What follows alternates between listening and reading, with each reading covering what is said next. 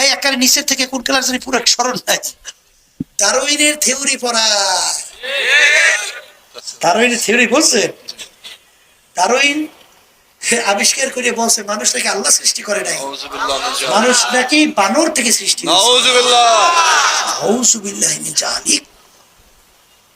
বলে। এই বেটা, মানুষ বানর থেকে সৃষ্টি হয় কিভাবে? বলে বানরের অনেক পার্সের সঙ্গে মানুষের অনেক পার্সের মিল আছে, তাহলে বানর মানুষ হয়েছে কেমনে? বলে বানর তো জঙ্গলে লাফাইছে, তা লাফাই এক গাছ দিয়ে আরেক গাছ, আরেক গাছ দিয়ে আরেক গাছ, গাছের ঘষা লাগে না, ওই গাছের ঘষায় ঘষায় লেজ পশু পরি অটোমেটিক মানুষ হয়ে গেছে। এই ওর যুক্তি। বলে হ্যাঁ কেমনে হয় বেটা? বলে কে?